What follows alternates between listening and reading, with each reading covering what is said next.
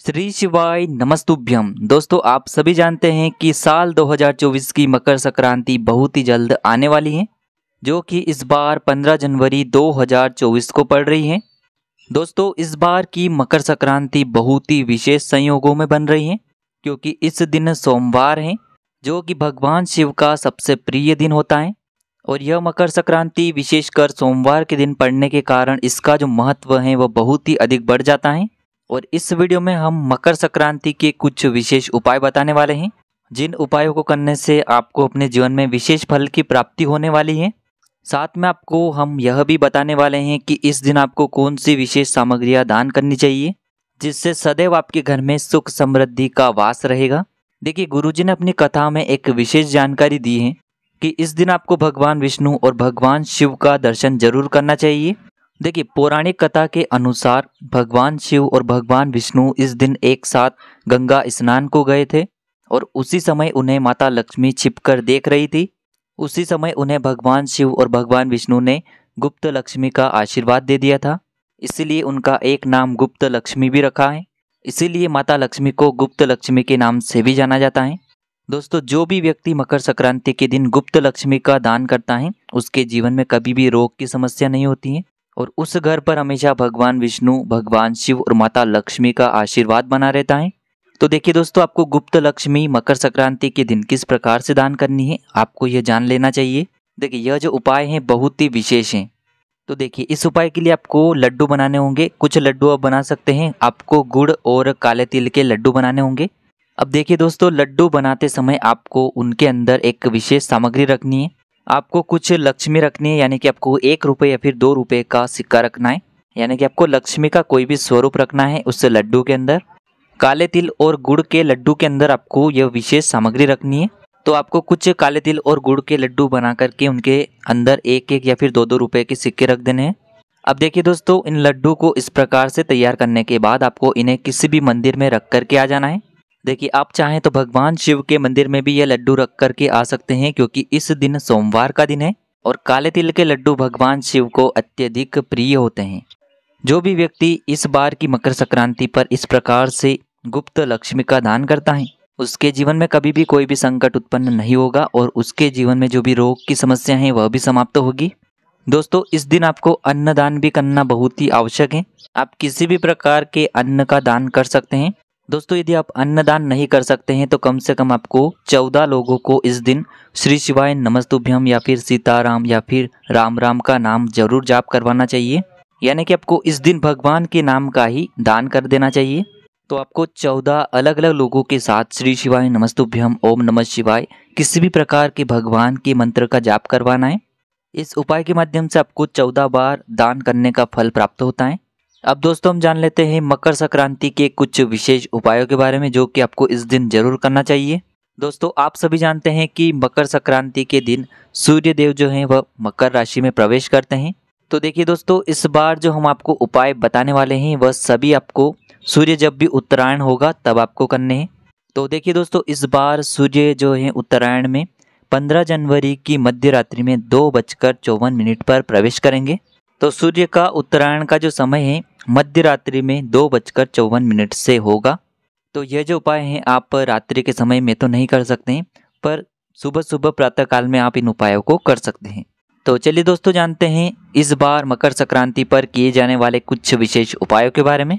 देखिए, सबसे पहला जो उपाय है वह विशेषकर रोग मुक्ति के लिए है। यदि आपके घर में ऐसा कोई भी सदस्य है या फिर ऐसा कोई भी व्यक्ति है जो कि हमेशा बीमार रहता है, या फिर ऐसा कोई भी व्यक्ति है जो बीमार हो जाता है, फिर ठीक हो जाता है, फिर बीमार हो जाता है, तो आपको इस मकर संक्रांति पर यह उपाय करना है। तो देखिए, इस उपाय के लिए सबसे पहले तो आपको थोड़ी सी काली तिल लेना है। तो आपको 1 चुटकी काले तिल लेने हैं और इसी के साथ में आपको 1 बबूल का कांटा लेना है।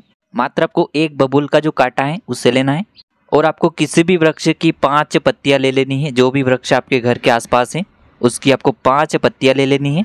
अब देखिए, इस 1 बबूल के कांटे को, 5 वृक्षों की पत्तियों को और काले तिल को लेकर के आपको अपने घर में स्पर्श करवाना है, और या फिर आपको अपने व्यापार वाले स्थान पर इसे स्पर्श करवाना है, या फिर जिसकी भी रोग मुक्ति के लिए आप ये उपाय कर रहे हैं उसके ऊपर से आपको 21 बार इसका उतारा करना है, अवधूतेश्वर महादेव का मन में स्मरण करते हुए।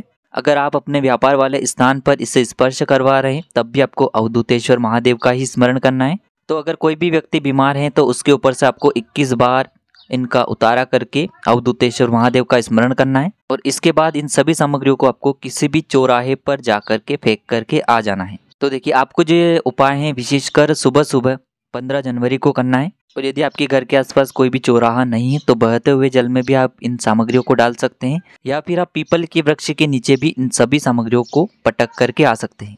तो इस उपाय को करने के बाद निश्चित ही आपको फल की प्राप्ति होगी। जो व्यक्ति बीमार रहता है उसको लाभ मिलेगा और यदि आपके घर में व्यापार में किसी भी प्रकार की समस्या है तो वह सभी भी दूर होगी। इसके बाद दोस्तों यदि आपकी कोई भी जमीन है जिस पर कोई अन्य व्यक्ति कब्जा करके बैठा है और वह छोड़ ही नहीं रहा है तो उसके लिए आपको मकर संक्रांति के दिन ये छोटा सा उपाय करना है। देखिए आपको शमी की 5 पत्तियां लेनी है। इसी के साथ में आपको 11 बेलपत्रियां लेनी है, 5 शमी पत्र और 11 बेलपत्र आपको लेनी है। और देखिए जब भी सूर्य मकर राशि में प्रवेश करेंगे तो इस उपाय को आपको सुबह सुबह प्रातः काल में करना होगा। अब देखिए आपको भगवान सूर्य का स्मरण करते हुए यह जो शमी पत्र हैं और आपके पास बेलपत्र हैं इन्हें आपको सूर्य के 7 बार घुमाना है। यानी कि सूर्य को देखते हुए आपको यह जो 5 शमी पत्र हैं 11 बेलपत्र हैं इन्हें आपको सूर्य की ओर 7 बार घुमाना है। और इन सभी सामग्रियों को लेकर के आपको भगवान शिव के मंदिर में जाकर के ये सभी सामग्रियां शिवलिंग पर आपको अर्पित कर देनी है। अब देखिए दोस्तों आपने जो बेलपत्र और शमी पत्र शिवलिंग पर अर्पित की थी उनमें से आपको एक एक बेलपत्र और एक शमी पत्र उठा लेनी है और इस एक बेलपत्र को और एक शमी पत्र को आपको उस स्थान पर रख करके आ जाना है जिस स्थान पर आपका किसी व्यक्ति ने कब्जा किया हुआ है। तो शिवजी पर चढ़ी हुई यह जो एक बेलपत्र है एक शमी पत्र है इसे आपको अपने जमीन पर जा करके रख देना है। 5 से 6 महीने लगेंगे और आपकी वह जो जमीन है जिस व्यक्ति ने कब्जा किया हुआ है वह पूरी जमीन आपके पक्ष में हो जाएगी। अब दोस्तों हम जान लेते हैं मकर संक्रांति के अगले विशेष उपाय के बारे में जो कि है कर्ज मुक्ति के लिए। तो देखिए इस उपाय के लिए आपको एक तांबे के पात्र के अंदर शुद्ध जल लेना है। उसमें आपको 7 चने की दाल डालनी है। यानी कि आपको उस पात्र में 7 चने की दाल डालनी है और इसी के साथ में आपको जो रोली और कुमकुम आता है 1 चुटकी उसे भी डालना है। इसी के साथ में उस पात्र के अंदर आपको 3 शमी पत्र भी डालने हैं। इसी के साथ में उसी पात्र के अंदर 1 बेलपत्री भी आपको डाल देनी है। अब देखिए दोस्तों इस प्रकार से ये जल तैयार करने के बाद इस तांबे के पात्र को लेकर के आपको मकर संक्रांति के दिन सुबह सुबह प्रातः काल में सूर्य देव के सामने आना है। देखिए सबसे पहले तो आपको सूर्य देव को प्रणाम करना है। उसके बाद अपने सीधे तरफ यानी कि उत्तर दिशा में आपको इस थोड़े से जल को अर्पित करना है। यानी कि जिस स्थान पर आप सूर्य देव को खड़े होकर के अर्घ्य देने वाले हैं तो आप जिस भी जगह पर खड़े हैं उसकी उत्तर दिशा में आपको थोड़ा सा जल अर्पित करना है। थोड़ा सा जल उत्तर दिशा में समर्पित करने के बाद इसे आपको भगवान सूर्य के सामने पूरा जल अर्घ्य के रूप में समर्पित करना है। जब भी आप सूर्य देव को अर्घ्य देंगे तब आपको ओम सूर्याय नमः इस मंत्र का जाप अवश्य करना है और जिस भी स्थान पर यह अर्घ्य का जल गिरेगा उसमें से थोड़ा सा जल आपको अपने शरीर पर छिड़काव कर लेना है। तो देखिए दोस्तों इस उपाय के माध्यम से जो भी व्यक्ति आपके पैसे नहीं लौटा रहा है या फिर आपके ऊपर कर्ज बहुत अधिक है 5 से 6 महीने के अंदर आपका जो वह कर्ज है वह चुकना प्रारंभ हो जाएगा। अब दोस्तों इसके बाद आपके शरीर में किसी भी प्रकार का यदि कंपन होता है छनछनी होती है तो इस दिन आपको सूर्य देव को अर्घ्य अवश्य देना चाहिए।